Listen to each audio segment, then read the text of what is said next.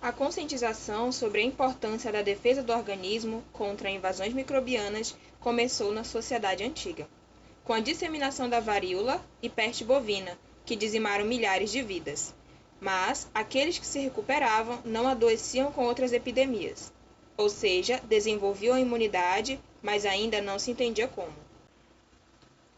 No século XVII, os chineses observaram isso e começaram a deliberadamente infectar crianças com o vírus da varíola.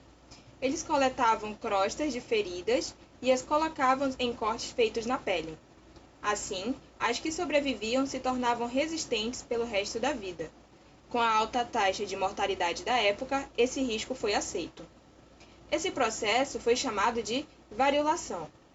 Depois, passou a fazer isso com infecções mais brandas, o que ajudava a minimizar os riscos.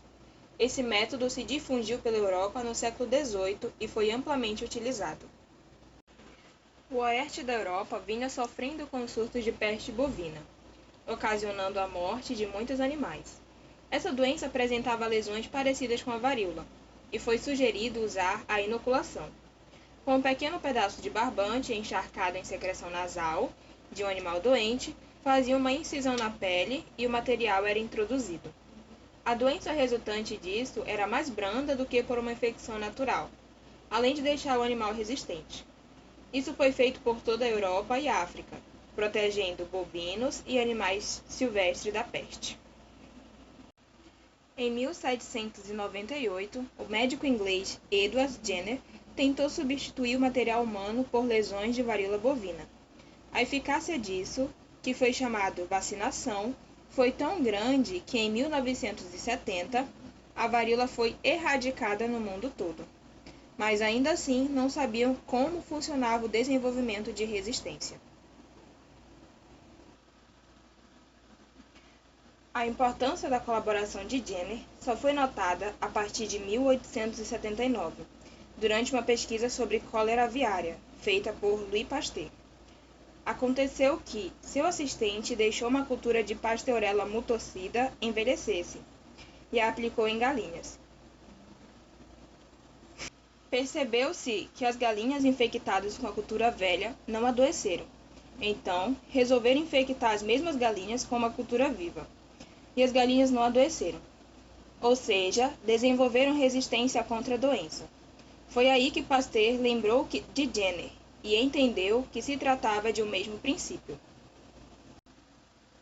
A exposição a uma cepa avirulenta desencadeou uma resposta imune a uma infecção posterior a uma cepa virulenta.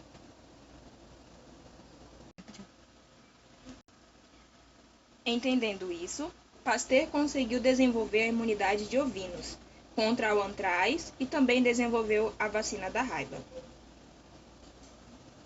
Então, outros pesquisadores, Daniel Selman e Theobald Smith, viram que o mesmo poderia ser utilizado com vacinas inativadas.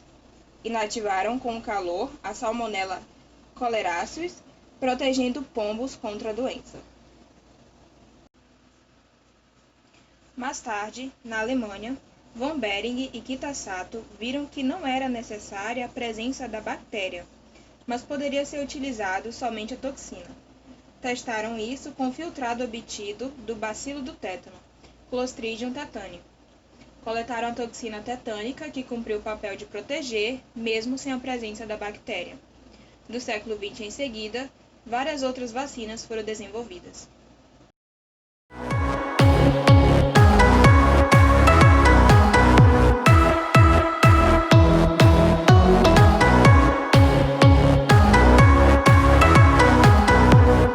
Mas para que vacinar? A partir disso, sabemos que a vacina é a suspensão de micro-organismos, atenuados ou inativados, que é introduzida no organismo a fim de provocar anticorpos contra determinado agente infectante.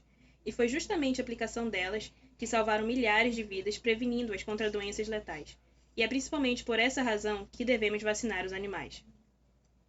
A vacina protege contra possíveis infecções virais, além de prevenir possíveis zoonoses. Proporciona uma melhor qualidade de vida tanto para os animais quanto para a sociedade. Portanto, é importante nos atentarmos para a boa prática da vacinação. Deve-se planejar e seguir corretamente os protocolos vacinais correspondentes de cada espécie, conservar da maneira correta, realizar a aplicação nos lugares certos e a condição do organismo animal se está apto ou não, a fim de não causar nenhum efeito adverso.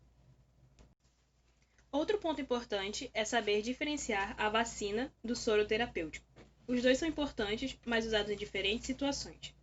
O soro provê os anticorpos necessários para combater uma determinada doença ou intoxicação durante um tratamento. Já a vacina contém antígenos que irão estimular o organismo a se defender. Somente a vacina tem a capacidade de imunizar o corpo, sendo essencial para a qualidade de vida animal. Até hoje vemos a importância da utilização da vacina, tanto para a medicina humana, tanto para a medicina veterinária, pois previne de várias doenças.